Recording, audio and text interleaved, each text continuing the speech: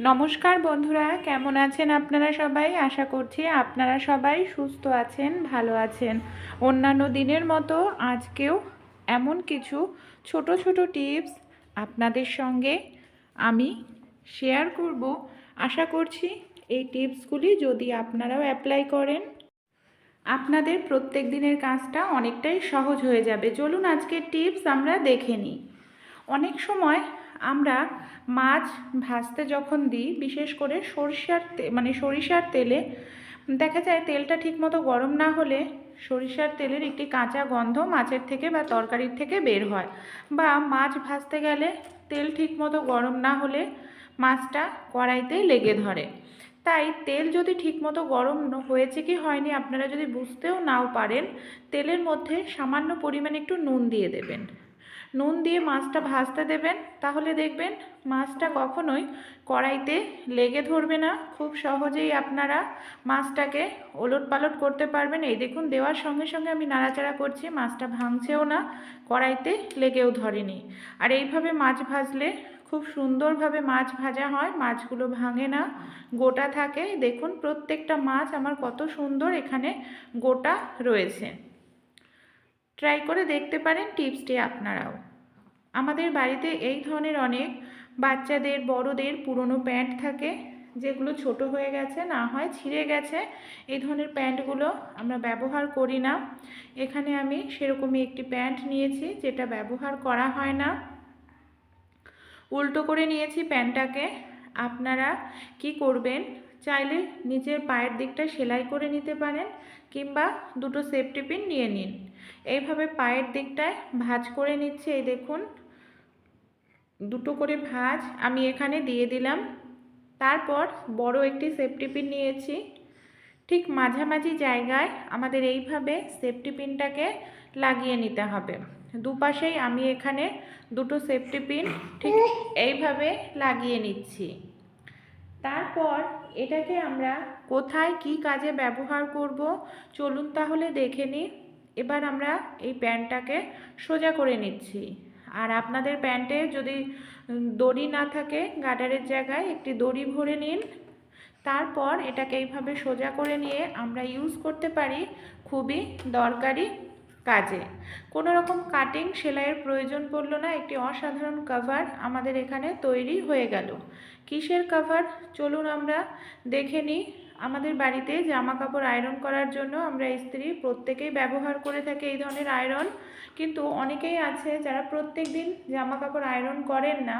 এইভাবে খোলা রাখলে আয়রনটা কিন্তু নোংরা হয়ে যায়, আর আবার আমাদের পরিষ্কার করতে লাগে। আয়রনের তারটাকে আমি গুছিয়ে নিয়েছি। আমাদের বাড়িতে যে মেটালের চুড়িটা দিয়েই আমি এখানে দেখুন এই তারটাকে খুব ভালো করে এইভাবে পেঁচিয়ে রাখছি, তাহলে খুলে যাবে না। তারপর আমরা যে কভারটা তৈরি করলাম সেই কভারের মধ্যে যদি এইভাবে আমরা আয়রনটাকে ভরে রেখে দিই, তাহলে কি হবে, আয়রনের মধ্যে কোনোভাবে ধুলো ময়লা লাগবে না। এমনকি অনেক দিন পর্যন্ত আমরা রেখে দিলেও ধুলো ময়লা ঢুকবে না, আয়রনটা একেবারে আমাদের পরিষ্কার পরিচ্ছন্ন থাকবে। আর এখানে দড়ি পরিয়ে নিয়েছে, এইভাবে দড়িটাকে টান দিলেই খুব সহজেই দেখুন টাইট হয়ে যাবে, আর এই ভেতর দিয়ে নোংরা ঢুকবে না।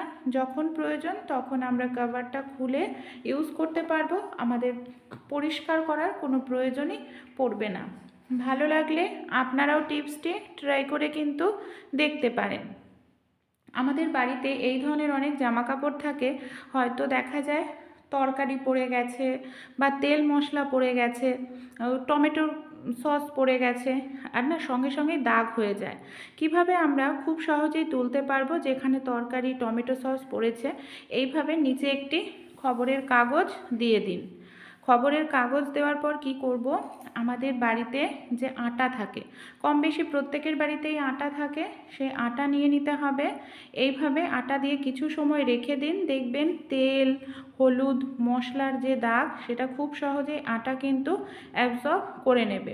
এবার আমি এই যে তরকারির অংশটাকে বের করে নিলাম, আটাটাকে খুব ভালো করে এইভাবে লাগিয়ে 10-15 মিনিট রেখে দেব। 10-15 মিনিট পর আমরা কি করব, হাতের সাহায্যে বা কোনো চামচ নিয়ে নিন, এইভাবে ডলতে হবে যেখানে আমাদের তরকারি পড়েছে, তেল মশলা পড়েছে। এইভাবে ধীরে ধীরে আমরা ডলতে থাকব। আর এইভাবে যদি ডলতে থাকি, খুব খুব সহজেই কিন্তু আমাদের তেল মশলা এগুলো উঠে আসবে, হলুদের দাগও উঠে পরিষ্কার হয়ে যাবে। আমি খুব ভালো করে এখানে ডলে নিয়েছি। আটাটাকে এবার আমি ঝেড়ে ফেলে দিচ্ছি। তারপর আমি আপনাদের নর্মাল জল দিয়ে ধুয়ে দেখাবো যে কতটা সুন্দর পরিষ্কার হয়ে গেল জায়গাটা আমাদের। চলুন, আমি একটি পাত্রের মধ্যে জল নিয়ে নিয়েছি। জল দিয়ে খুব ভালো করে একটু কষলে নিতে হবে, তাহলেই কিন্তু যে দাগ সেই দাগটা কিন্তু উঠে যাবে। অনেকটা সময় ধরে এখানে আমাদের ঘষা মাজা করার প্রয়োজন, মানে ঘষাঘষি করার প্রয়োজন পড়বে না। দেখুন কত সুন্দরভাবে দাগটা এখানে আমার উঠে গেছে। ভালো লেগে থাকলে অবশ্যই টিপসটি আপনারাও কিন্তু ট্রাই করে দেখতে পারেন। পরবর্তী যে টিপসটি শেয়ার করছি বন্ধুরা, আমাদের বাড়িতে এই ধরনের অনেক পুরনো কিন্তু তালা থাকে। দেখা যায় পুরনো যে তালাগুলো হয়তো জং ধরে যায়, তালাটা খুলতে চায় না, চাবিটাও জং ধরে গেছে, বেকার হয়ে গেছে, কোনো কাজে আর ব্যবহার করা যায় না, ফেলে দেবো ভাবছি। তাই এই ধরনের পুরনো তালা চাবির মধ্যে আপনারা তেল দিয়ে 10 থেকে 15 মিনিট মতো এইভাবেই রেখে দিন। এইভাবে 10-15 মিনিট রাখলেই দেখবেন আপনাদের যে চালা চাবির জংটা ছিল সেই জংটা অনেকটাই চলে যাবে। এমনকি যে তালাটা জংয়ের কারণে আটকাতে চাচ্ছিল না, সেই তালাটাও আপনারা খুব সুন্দরভাবে আটকে নিতে পারবেন, এমনকি খুলতে পারবেন। তাই এই ছোট্ট টিপসটি অবশ্যই আপনারাও কিন্তু ট্রাই করতে ভুলবেন না। ভালো লাগলে অবশ্যই এই ছোট ছোট টিপসগুলি অ্যাপ্লাই করলে আপনাদের সংসারের খরচাটাও কিন্তু অনেকটাই কমবে। দেখুন আমি তালাটা খুলে এমনকি বন্ধ করেও দেখাচ্ছি। জং ধরে গেছিলো, কিন্তু তেল দেওয়ার কারণে কত সহজে এটা খোলা যাচ্ছে, বন্ধ করা যাচ্ছে। চলুন তাহলে পরবর্তী যে টিপসটি আছে আমরা দেখে নিই। আমরা প্রত্যেকেই মশলা পেস্ট করার জন্য এই ধরনের কিন্তু মিক্সার জার ব্যবহার করি, কিন্তু অনেক দিন ব্যবহার করতে করতে ব্লেডের ধারটা চলে যায়। সেক্ষেত্রে আপনারা একটি কাজ করতে পারেন, ব্লেডের ধার কখনোই শেষ হবে না। আমাদের বাড়িতে যে ফয়েল পেপার থাকে, এইভাবে আপনারা ছোট ছোট করে টুকরো করে নিন। ফয়েল পেপারগুলোকে মিক্সার জারের মধ্যে দিয়ে নিন। এখানে আপনাদের বাড়িতে যদি ফয়েল পেপার না থাকে, ওষুধের যে র্যাপারগুলো থাকে সেটাকেও টুকরো করে দিতে পারেন। তারপর ঢাকনাটা বন্ধ করে আমি এটাকে 10 থেকে 15 সেকেন্ড মতো চালিয়ে নেব। 10-15 সেকেন্ড চালানোর পরেই আপনারা দেখতে পাবেন এগুলো টুকরো হয়ে গেছে, আর আপনাদের যে মিক্সার জারের ব্লেডটার ধার ঠিক রয়েছে। আপনারা মাসে একদিন এই কাজটি করুন, বছরের পর বছর মিক্সার জারের ব্লেডের ধার দেখবেন ঠিক থাকবে, এমনকি আপনাদের নতুন ব্লেড চেঞ্জ করার কোনো রকম প্রয়োজন পড়বে না। চিনি তো আমরা প্রত্যেকেই ব্যবহার করে থাকি। আমরা চিনি তোলার জন্য এই ধরনের চামচ রেখে থাকি। অনেক সময় চিনির যে চামচটা এইভাবে রাখলে দেখা যায় ঢাকনাটা ঠিকঠাক মতো আটকানো যায় না। আর ঢাকনা যদি সামান্য পরিমাণে খোলা থাকে, পিঁপড়ে ঢুকে যায়, অনেক সময় দেখা যায় হাওয়া বাতাস ঢুকে চিনিটা গলে যায়, নষ্ট হয়ে যায়। তাই চামচটাকে আপনারা যদি এইভাবে উল্টো করে রাখেন, তাহলে কি হবে, খুব সহজেই চামচটাকে আপনারা তুলতে পারবেন, ঢাকনাটাও কিন্তু ঠিকঠাক মতো লাগাতে পারবেন। দেখুন এই ছোট্ট কাজটি করলেই আমাদের কাজটা কত সহজ হয়ে যাচ্ছে, তাই না? ভালো লাগলে অবশ্যই এই ছোট্ট টিপসটি আপনারাও কিন্তু অ্যাপ্লাই করতে ভুলবেন না। এতে আপনাদের প্রতিটি কাজ অনেকটা সহজ হয়ে যাবে। এই টিপসগুলি যদি একটু উপকারে আসে অবশ্যই আমাকে সাপোর্ট করে পাশে থাকবেন। কোনো রকম রোদে শুকানো ছাড়া বা জলে সেদ্ধ করা ছাড়াই এখন আপনারা সারা বছর মটরশুঁটি রেখে খেতে পারবেন, তাও একেবারে টাটকা তাজা ফ্রেশ থাকবে। বাজার থেকে কিনে আনতে হবে না। শুধু একটি দুটি জিনিস মটরশুঁটি মধ্যে মিশিয়ে নিলেই এটা সারা বছর এরকম সবুজ তাজা টাটকা থাকবে। যখন প্রয়োজন তখনই আপনারা রেসিপি বানিয়ে খেতে পারবেন। মটরশুঁটির সিজনে মটরশুঁটির দামটাও অনেকটা কম থাকে, আর অফ সিজনে দামটা বেড়ে যায়, আর মটরশুঁটির তাজা মটরশুঁটি পাওয়াও যায় না। আর যে মটরশুঁটিগুলো পাওয়া যায় সেগুলো একেবারে ড্রাই থাকে, আর সেই মটরশুঁটি বাড়িতে বাজার থেকে কিনে এনে রান্না করে খেলে সেদ্ধ হয় না। তাই বাড়িতে আপনারা এই পদ্ধতিটি অ্যাপ্লাই করে মটরশুঁটি সংরক্ষণ করতে পারেন। শীতকালে দামও কম, আর মটরশুঁটিটা খেতেও ভালো লাগবে, সেদ্ধও খুব সুন্দর হবে। এখানে দেখুন আমি বাজার থেকে অনেকটা পরিমাণ মটরশুঁটি কিনে নিয়ে এসেছি। সবার প্রথমে কি করব, মটরশুঁটিগুলোকে মানে খোসার থেকে ছাড়িয়ে নেব। একটি সহজ টিপস আপনাদের সঙ্গে শেয়ার করছি মটরশুঁটি ছাড়ানোর। আপনারা একটি কাঁটা চামচ নিয়ে নেবেন। কাঁটা চামচের একটি কাঁটা দিয়ে মটরশুঁটির ওপরে এইভাবে একটু টান দেবেন। দেখবেন তাতে খুব দ্রুত তাড়াতাড়ি আপনারা মটরশুঁটির খোসা ছাড়িয়ে নিতে পারবেন। এইভাবে খুব দ্রুত তাড়াতাড়ি কিন্তু মটরশুঁটির খোসা ছাড়িয়ে নেওয়া যায়, মানে সময়টা আপনাদের বেঁচে যাবে আর অনেকটা সময় লাগবে না মটরশুঁটি ছাড়াতে। তাহলে চলুন এইভাবেই আমি পুরোটা মটরশুঁটির খোসা আমি ছাড়িয়ে নিই। এখানে কিন্তু আমি 1 কিলো মতো মটরশুঁটি নিয়েছি। দেখুন পুরোটা মটরশুঁটি ছাড়িয়ে নিলাম কত সহজেই, শুধু এই চামচের সাহায্যেই কাজটা আমার অনেকটাই সহজ হয়েছে।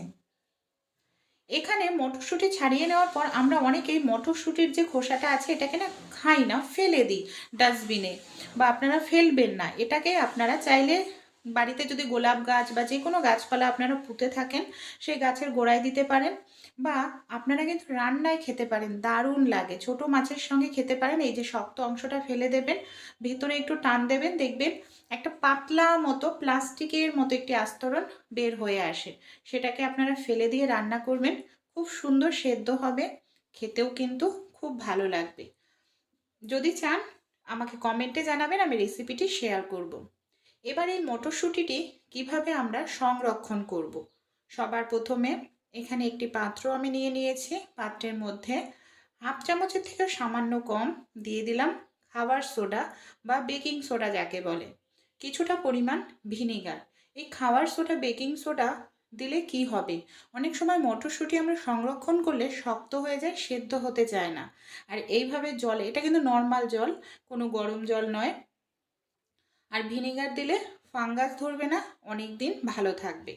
এবার এই মটরশুঁটিগুলোকে কি করব, খাবার সোডা আর ভিনেগার মেশানো জলের মধ্যে আমি ঢেলে দিচ্ছি। এরপর মটরশুঁটিগুলোকে আমরা 5 মিনিটের জন্য এই জলের মধ্যেই ডুবিয়ে রাখবো। ভালো করে একটু সুন্দর করে আমি এখানে নাড়াচাড়া করে নিচ্ছি। 10 মিনিট পর আমি ফিরে আসছি। 10 মিনিট হয়ে গেছে, আমি এই খাবার সোডা ভিনেগারের জলে মিশিয়ে রেখেছিলাম। এবার জলের থেকে একটি পাত্রের মধ্যে আমি মটরশুঁটিগুলোকে এইভাবে তুলে নিচ্ছি, মানে জল ছেঁকে আমাদের তুলে নিতে হবে। এরপর আমাদের বাড়িতে যে ছিদ্রযুক্ত থালা বা গামলা থাকে তার মধ্যে মটরশুঁটিগুলোকে নিয়ে নিতে হবে। এখানে আমি একটি ঝাঁঝরি নিয়েছি, মানে ঝাঁঝরি থালা, তার মধ্যে মটরশুঁটিগুলোকে নিয়ে নিলাম। এবার দেখুন একটি পাত্রের মধ্যে আমি জল বসিয়ে দিয়েছি। মটরশুঁটিগুলোকে সেই জলের পাত্রের উপর বসিয়ে 2 মিনিটের জন্য একটু ভাপ দিয়ে নেব। সেদ্ধ কিন্তু করব না, ঢাকনা করে মিডিয়াম ফ্লেমে আমি 2 মিনিটের জন্য রেখে দিচ্ছি। 2 মিনিট পর ফিরে এসেছি। এবার ঢাকনাটা খুলে নিচ্ছি। 2 মিনিট পর দেখুন মটরশুঁটিগুলো হালকা এখানে আমার ভাপ দেওয়া হয়ে গেছে। এইভাবে ভাপ দিলে কি হয়, মটরশুঁটিতে ফাঙ্গাস ধরে না, অনেক দিন ভালো রাখতে পারেন। মটরশুঁটিগুলোকে এবার আমরা নামিয়ে নেব। তারপর এখানে একটি কাজ আমাদের করতে হবে, যাতে মটরশুঁটিগুলো একেবারে টাটকা সবুজ থাকে, কালার চেঞ্জ না হয়। একটি পাত্রের মধ্যে আমি নিয়ে নিয়েছি একেবারে ঠান্ডা ফ্রিজের জল। এখানে কিন্তু একেবারে ঠান্ডা ফ্রিজের জল নিতে হবে। আপনারা চাইলে এখানে কিন্তু বরফেরও ব্যবহার করতে পারেন, মানে জলের মধ্যে বরফ দিয়ে দিতে পারেন। এই ঠান্ডা জলের মধ্যে আবারও 5 মিনিট ডুবিয়ে রাখতে হবে। 5 মিনিট পর আমি ফিরে এসেছি। জলের টেম্পারেচারটাও এখন নর্মাল হয়ে গেছে। এবার আমি এই জলটাকে ঝরিয়ে নিচ্ছি। আমাদের এবার জলটাকে ঝরিয়ে নিতে হবে। তারপর কি করব, কোনো রকম রোদে দেওয়ার প্রয়োজন নেই। আপনারা একটি কাপড়ের ওপর এইভাবে মটরশুঁটিগুলোকে ভালো করে ছড়িয়ে দিন, যাতে মটরশুঁটির জলটা যেটা আছে সেই জলটা যেন ঝরে যায়। মটরশুঁটির মধ্যে কিন্তু একটু জল থাকলে হবে না, তাহলে মটরশুঁটিগুলো করে আমি এইভাবে মুছে নিচ্ছি। এই দেখুন ঠিক এইভাবে সুন্দর করে মুছে নিতে হবে, না হয় আপনারা নর্মালভাবে ঘরের মধ্যে 10 থেকে 15 মিনিট 20 মিনিটের জন্য এইভাবে রেখে দিন, যাতে জলটা খুব ভালোভাবে শুকিয়ে যায়। আর মটরশুঁটি দেখুন আমি টিপেও দেখালাম, সেদ্ধ কিন্তু হয়নি, শুধু হালকা একটু ভাপ দিতে হবে যাতে কোনো রকম ফাঙ্গাস না ধরে। এখানে আমি 20 মিনিট রেখে দিয়েছিলাম। আপনি এখানে যদি আপনারা প্লাস্টিকের মধ্যে রাখেন কিভাবে রাখতে হবে, বা কাচের জারে রাখলে কিভাবে রাখতে হবে বলছি। প্লাস্টিকের জারের মধ্যে এইভাবে আপনারা মটরশুঁটিগুলোকে ভরে নিন। দেখুন এইভাবে আমি মটরশুঁটিগুলোকে যতটা প্লাস্টিক জারের মধ্যে ধরে কৌটোর মধ্যে ভরে নিচ্ছি। এবার আমরা যদি ডিপ ফ্রিজে রাখতে চাই, প্লাস্টিকের জার বা প্লাস্টিকের কৌটো যদি রাখেন, ডিপ ফ্রিজের মধ্যে রাখতে হবে, তা না হলে নষ্ট হয়ে যাবে। এই দেখুন। আর যদি আপনারা নর্মাল ফ্রিজে রাখতে চান, কাচের জার ব্যবহার করবেন। কাচের জারে নর্মাল ফ্রিজে রাখলে নষ্ট হবে না। মটরশুঁটির গায়ে যেন একটু জল না থাকে। জল থাকলে কিন্তু মটরশুঁটি ফাঙ্গাস ধরে যাবে, নষ্ট হয়ে যাবে, পচে যাবে। আপনারা এই ধরনের পলিথিনের মধ্যেও মটরশুঁটিগুলোকে ভরে রাখতে পারেন, তাহলেও কিন্তু মটরশুঁটি আপনাদের নষ্ট হবে না। আর পলিথিনে যদি রাখেন, ডিপ ফ্রিজের মধ্যে রাখবেন, তাহলে কিন্তু নর্মাল ফ্রিজের মধ্যে রাখবেন না। এই টিপসটি অ্যাপ্লাই করুন, সারা বছর আপনারা রেখে মটরশুঁটি খেতে পারবেন। খেতেও ভালো লাগবে, স্বাদও ঠিক থাকবে, এমনকি কালারটাও ঠিক থাকবে, একদম ডিপ সবুজ কালার। ঠিক মতো মটরশুঁটিটা সেদ্ধও হবে। পুরো ডিটেলসে আমি আপনাদের বলে দিলাম। আপনারা কিলো কিলো মটরশুঁটি এইভাবে সারা বছরের জন্য এখন সংরক্ষণ করে রেখে দিতে পারেন। আমরা যে সাবান প্রত্যেক দিন ব্যবহার করি, সাবান ব্যবহার করার পর সাবানের যে প্যাকেটগুলো থাকে সেগুলোকে আমরা ফেলে দিই, কিংবা এই ধরনের আমরা কমফোর্ট ব্যবহার করে থাকি, জামা কাপড়ে দিয়ে থাকি, এর মধ্যে না সুন্দর সাবানের গন্ধ বা প্যাকেটের মধ্যে গন্ধ থাকে। প্রত্যেক দিন যে এই জুতোগুলো ব্যবহার করা হয়, বাচ্চাদের স্কুলের জুতোই হোক বা নর্মাল যে এই ধরনের জুতোগুলো, কিন্তু প্রত্যেক দিন এই ধরনের জুতোগুলো ব্যবহার করলে জুতো থেকে ভীষণ বাজে একটি দুর্গন্ধ বের হয়। আর রোজ রোজ কিন্তু এই জুতোগুলো পরিষ্কার করার কারো পক্ষেই সম্ভব নয়। জুতো পরিষ্কার করলে টিকবেও না বেশি দিন, আর জুতো শুকাবেও না। তাই সাবানের প্যাকেট বা এই ধরনের কমফোর্ট আমরা জামা কাপড়ে ব্যবহার করি, খালি প্যাকেট, ভর্তি নয়, এর প্যাকেটের মধ্যে সুন্দর সুগন্ধ থাকে। আমরা যদি জুতোর ভেতরে, জুতো খোলার পর জুতোর ভেতরে এইভাবে প্যাকেট দিয়ে রাখতে পারি, যত বাজে দুর্গন্ধ আছে খুব সহজেই কিন্তু অ্যাবজর্ব করে নেবে। এমনকি জুতোর থেকে কোনো রকম বাজে দুর্গন্ধ বের হবে না। আর রোজ রোজ জুতো ধোয়ারও কোনো রকম প্রয়োজন কিন্তু এখানে পড়বে না। ভালো লাগলে টিপসটি ট্রাই করে দেখতে পারেন। আমাদের বাড়িতে অনেক সময় ছোট বাচ্চারা থাকে, এইভাবে কি করে, আমাদের বাড়িতে যে ফার্নিচার থাকে, দরজা জানলায়, দেয়ালে বা আলমারিতে, ড্রেসিং টেবিলে, এইভাবে না তারা রং পেন্সিল দিয়ে নানা রকম ছবি আঁকতে থাকে, দাগ কাটতে থাকে। বাচ্চাদেরকে তো সবসময় বকাঝকা করা যায় না, আর বকাঝকা করা উচিতও নয়। আর এই দাগগুলোকে ঘষে ঘষে তুলতে গেলে অনেকটা সময় লেগে যায়। তাই ছোট্ট একটি টিপস আপনাদের সঙ্গে শেয়ার করব। খুব সহজেই দাগগুলো আপনারা তুলে ফেলতে পারবেন ঘষাঘষি ছাড়াই। আমাদের বাড়িতে যে টুথপেস্ট থাকে, যে কোনো টুথপেস্ট আপনারা নিয়ে নিন সামান্য পরিমাণ। যেখানে দাগটা হয়েছে সেই জায়গায় আপনারা এইভাবে টুথপেস্টটা দিয়ে আঙুলের সাহায্যে একটু ডলতে থাকুন। আঙুলের সাহায্যে একটু ডললেই দেখবেন খুব সহজেই আপনাদের দাগ কিন্তু উঠে যাবে। এই দেখুন, আমি কয়েক সেকেন্ড একটুখানি ডললাম আঙুল দিয়ে, কত সহজেই দাগটা উঠে গেল। আমাদের ফার্নিচারটাও কিন্তু এখানে নষ্ট হয়নি, সময়ও আমাদের অনেকটা লাগেনি। এরপর আমরা কি করব, একটি ভেজা কাপড় আমাদের নিয়ে নিতে হবে। আমি ভেজা কাপড় দিয়ে আপনাদের মুছেও দেখাবো যে কত সুন্দর পরিষ্কার হয়ে গেল, এই দেখুন, সেকেন্ডের মধ্যে। আর বাচ্চাদেরকেও বকাঝকা করার কোনো প্রয়োজন পড়লো না, তাই না? ছোট বাচ্চারা তো এই সময় এইসব করবেই। এই দেখুন, একেবারে জায়গাটা আমার পরিষ্কার হয়ে গেছে, ফার্নিচারও কিন্তু আমার নষ্ট হয়নি। ছোট্ট টিপস, কিন্তু অ্যাপ্লাই করলে আপনাদেরই উপকার হবে।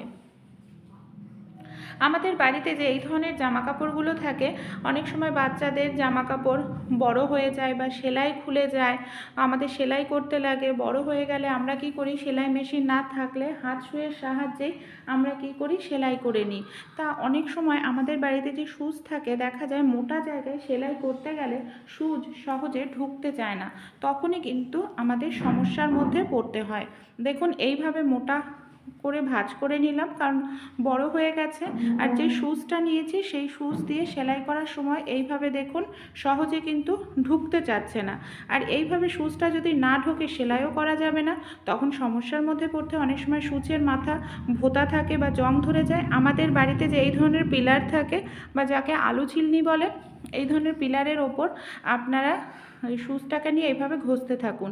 যদি কোনো রকম জং থাকে, খুব সহজেই জংটা দূর হয়ে যাবে। আর মাথাটা যদি ভোঁতা থাকে, সেই মাথাটাও ছুঁচলো হয়ে যাবে। তারপর যে কোনো মোটা জায়গায় আপনারা খুব সহজেই সেলাই করে নিতে পারবেন, আর সেলাই করতে কোনো রকম অসুবিধা হবে না। এই টিপসটি আপনারাও কিন্তু অ্যাপ্লাই করে দেখতে পারেন। আশা করছি এমার্জেন্সি সময় আপনাদেরও কাজে আসবে। পরবর্তী যে টিপসটি শেয়ার করব, অনেক সময় আমরা যখন দুধ চা করি দেখা যায় চা পাতা দিলেই সঙ্গে সঙ্গে দুধ চাটা উতলে উঠে পড়ে যায়, আমাদের গ্যাসও নোংরা হয়, সেই সঙ্গে চাটাও কিন্তু নষ্ট হয়ে যায়। আমাদের বাড়িতে যে চা ছাঁকনি থাকে, আমরা যদি সঙ্গে সঙ্গেই চা ছাঁকনিটা এখানে চায়ের মধ্যে দিয়ে দিই তাহলে খুব সুন্দরভাবে উতলাতেও থাকবে আর দুধ চা কিন্তু পড়েও যাবে না। কারণ দুধ চা একটু সুন্দরভাবে ফুটিয়ে নিলে কিন্তু খেতে বেশি ভালো লাগে। তাই এই টিপসটি আপনারা ফলো করতে পারেন। আমি এখানে ছাঁকনি দিয়ে কত সুন্দরভাবে দুধ চাটা ফুটিয়ে নিচ্ছি, সুন্দরভাবে ফুটছেও, এদিকে কিন্তু পড়েও যাচ্ছে না আর আমার চাও নষ্ট হচ্ছে না, জায়গাটাও কিন্তু নোংরা হচ্ছে না। আমাদের বাড়িতে এই ধরনের অনেক পুরনো ছাঁকনি থাকে, বিশেষ করে দেখবেন এই যে এই ধরনের লোহার ছাঁকনিগুলো হয় বেশ কিছুদিন ব্যবহার করলে না ফুটো হয়ে যায় নেটটা, তখন আর অকেজো হয়ে যায়, কোনো কাজেই লাগে না, এটাকে আমরা ভেঙে যায়, আমরা ফেলে দিই। তো এই ধরনের চা ছাঁকনির হ্যান্ডেল বা চা ছাঁকনির নেটটা ফেলে না দিয়ে কিন্তু আমরা ইউজ করতে পারি। কোথায় কিভাবে চলুন দেখে নিই। আমাদের বাড়িতে যে সিঙ্কের মধ্যে আমরা থালা বাসন রেখে দিই, থালা বাসনের মধ্যে অনেক সময় খাবারের টুকরো থাকে। কি সমস্যা হয়, খাবারের টুকরো সমেত আমরা যদি সেটাই সিঙ্কের মধ্যে ঢালি, অনেক সময় সিঙ্কের নেটটা আমাদের নষ্ট হয়ে যায়, হয়তো কেনা হয় না, সেই ক্ষেত্রে সিঙ্কের পাইপের মধ্যে সেই খাবারের টুকরোগুলো চলে যাবে, অনেক সময় দেখা যায় জ্যাম হয়ে যায়, এমনকি জল সরতে যায় না, আবার প্লাম্বার ডাকতে লাগে। আপনারা তখন এই ধরনের পুরনো চা ছাঁকনি এই যে সিঙ্কের পাইপের মুখটার মধ্যে দিয়ে দিন। তারপর আপনারা থালা বাসন ধোবেন, খাবারের যে টুকরোগুলো আছে সেই টুকরোগুলো যদি সেই সিঙ্কের মধ্যে ফেলেন কোনো অসুবিধা নেই, সেটা কিন্তু পাইপের মধ্যে কোনোভাবেই যাবে না। কারণ আমরা যেহেতু এখানে চা ছাঁকনিটা ব্যবহার করেছি, এই দেখুন চা ছাঁকনির মধ্যে খুব সহজেই কিন্তু এই খাবারের ছোট ছোট টুকরোগুলো আটকে থাকবে, তাই কোনো রকম টেনশন নেই। এই দেখুন আমি দেখাচ্ছি, দেখুন কত পরিমাণে খাবারের টুকরো এর মধ্যেই আটকে রয়েছে, এটাকে আমরা ডাস্টবিনে ফেলে দিতে পারবো, পাইপও আমাদের পরিষ্কার পরিচ্ছন্ন থাকবে। অনেক সময় হয় আমাদের বাড়িতে যে থালা বাসন থাকে, দেখুন বাটি থালা এগুলো তো কড়াই আমরা খুব সহজেই মেজে নিতে পারি, কোনো রকম অসুবিধা হয় না, কিন্তু সমস্যাটা কি হয় গ্লাস নিয়ে। অনেক ধরনের গ্লাস হয় যেটা নিচে আমাদের হাত পৌঁছায় না, আর এই ধরনের গ্লাসগুলো পরিষ্কার করতে খুব অসুবিধা হয়, তাই নিচটা পরিষ্কার না করলেও নোংরা জমতে থাকে। আমাদের বাড়িতে যে পুরনো চা ছাঁকনির যে হ্যান্ডেলটা থাকে, সেই হ্যান্ডেলটাকে আমরা ইউজ করতে পারি। এই দেখুন হ্যান্ডেলটা দিয়েই আমি কত সুন্দরভাবে এখানে গ্লাসের যে নিচের অংশটা রয়েছে সেই নিচের অংশটাকে পরিষ্কার করে নিচ্ছি। আর এইভাবে পরিষ্কার করলে আমাদের যদি হাত নাও পৌঁছায় তাও কিন্তু কোনো রকম অসুবিধা হবে না, খুব সুন্দরভাবেই পরিষ্কার হয়ে যাবে। এই দেখুন আমি নিচের অংশটা পরিষ্কার করে নিলাম কত সুন্দরভাবে। এবার আমি আপনাদের নর্মাল জল দিয়েও এই গ্লাসটাকে ধুয়ে দেখাবো যে ভেতরটা এখানে আমাদের কতটা সুন্দর পরিষ্কার হয়েছে। এইভাবে আপনারা বোতলের, অনেক সময় অনেক বোতলের ভেতর হাত ঢোকে না, চা ছাঁকনির হ্যান্ডেল দিয়েও পরিষ্কার করে নিতে পারেন। অনেক সময় হাতের কাছে আমাদের ব্যালন চাকি থাকে না, তো ব্যালন চাকি যদি না থাকে কোনো রকম ব্যালন চাকি ছাড়াও আপনারা রুটি বেলে নিতে পারেন। এখানে আমি কিচেন স্ল্যাব ব্যবহার করছি, আপনারা চাইলে থালার ওপরে রুটি তৈরি করা লেচি নিয়ে নিন। তারপর একটি থালা নিয়ে নেবেন, কি করবেন এইভাবে হালকা করে একটু গোল গোল ঘুরিয়ে চাপ দিতে থাকবেন। এই দেখুন রুটিটা কত সুন্দর বড় হয়ে যাচ্ছে। আর রুটি তৈরি করা লেচিটাকে একটু নরম করবেন, তাহলেই দেখবেন কোনো রকম ব্যালন চাকি ছাড়াও আপনারা কিন্তু পারফেক্ট রুটি তৈরি করে নিতে পারেন। দেখুন কত সুন্দর এখানে আমার রুটিটা তৈরি হয়ে গেল, হয়তো পারফেক্ট গোল হয়নি কিন্তু চলার মতো হয়েছে।